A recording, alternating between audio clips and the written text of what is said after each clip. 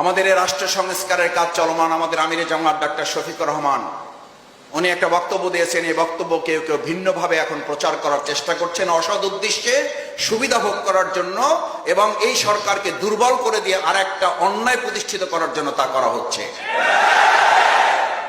আমিরে জামাত স্পষ্ট করে বলেছেন, 15.5 বছরে এই বাংলাদেশকে ভেঙে চুরে খান খান করে দেওয়া হয়েছে।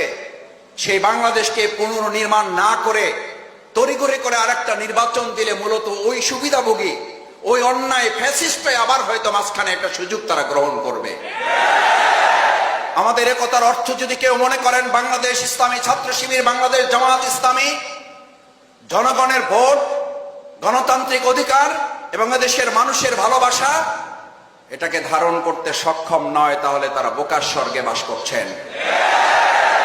বাংলাদেশ ইসলামী ছাত্র শিবির, বাংলাদেশ জামাত ইসলামী, আমরা আমাদের জননেতৃবৃন্দের ফাঁসি হয়েছে।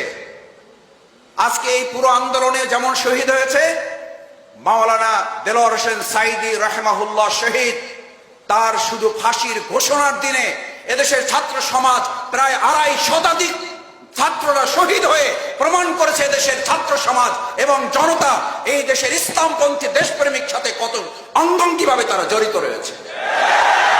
গোটা পৃথিবীর ইতিহাসে চ্যালেঞ্জ করে বলে রাখছি, কান খুলে শুনে রাখুন, তারা এমন একজন নেতার নাম বলুন, ফাঁসি কার্যকর নয়, শুধু ফাঁসির ঘোষণা দিলে 2.5 শতাধিক ছাত্র জীবন দিতে পারে এরকম একজন ভালোবাসার মানুষের নাম পারলে আপনারা বলুন। আমাদেরকে ভালোবাসার ভয় দেখাবেন না, আমাদেরকে জনসমর্থনের ভয় দেখাবেন না। বাংলাদেশ জামাত ইসলামী, ইসলামী ছাত্র শিবির এদেশের জনগণের ভালোবাসার জনসমর্থন না থাকলে আপনারাই স্বীকার করবেন, এদেশের জনগণ স্বীকার করে, বাংলাদেশ জামাত ইসলামী, ইসলামী ছাত্র শিবিরের পরে যে স্টিম রোলার চালানো হয়েছে এটা যদি অন্য একটা সংগঠনের উপরে চালানো হতো তাহলে চোখে তো দূরের কথা, মাইক্রোস্কোপ দূরবীন দিয়েও এরকম একজন সমর্থককেও তাদের খুঁজে বের করা যেত না। আর সেই জামাত ইসলামী, ইসলামী ছাত্র শিবির মাইক্রোস্কোপ আর দূরবীন তো পরের কথা, বুক ফুলিয়ে আমাদের নেতারা ওদিকে জীবন বাজি রেখেছেন, ফাঁসির মঞ্চে গিয়েছেন হাসতে হাসতে। রাজপথে আমরা একাধিকবার জেল থেকে বের হয়ে আবার রাজপথে মিছিল করে জনগণের পাশে ছিলাম। এখানে তোমরা যারা আছো একাধিকবার জেলে গিয়েছে, এমন আছো জেলখানায় যাওয়ার পরে তারপর সাথী হয়েছে। আমার সাথে দেখা হয়েছে, বুক পিলিয়েছে। মাসুদ ভাই, আগে টুকটাক দুর্বল ছিলাম, শেখ হাসিনার প্রতি কৃতজ্ঞ। এই মহিলাটা জেলখানায় ঢুকানোর পর আমার মধ্যে যে বারুদ তৈরি হয়েছে, আমার মনে হয় বের হয়ে যে সাথী হবো একসাথে, নাকি সাথী না হয়ে সদস্য হয়ে যাবো। এই বলা লোক এখানে আছো, এই বলা লোক এখানেই আছো যে মাসুদ ভাই সাথীও হইতে চাই না, ডাইরেক্ট সদস্য।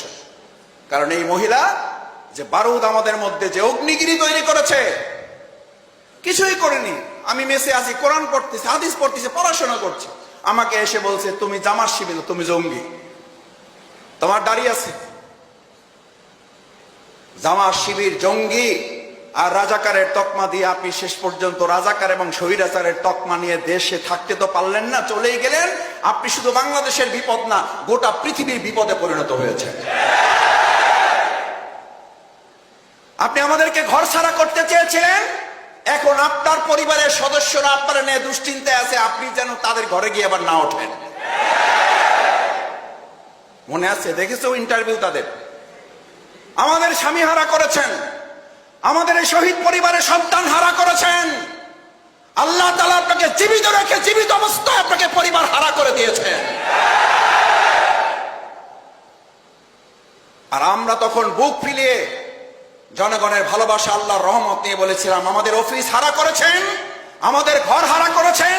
ঢাকা মহানগরী দক্ষিণের প্রত্যেকটা ঘর আমাদের জন্য অফিস, প্রত্যেকটা ঘরের দরজা খুলে দিয়ে আমাদেরকে গ্রহণ করার জন্য এই ঢাকা মহানগরীর লোকেরা বুক পেতে দিয়ে বলেছিল জামাত ইসলামী, ইসলামী ছাত্র শিবির আসলে তাদের জন্য প্রত্যেকটা ঘর খোলা থাকবে।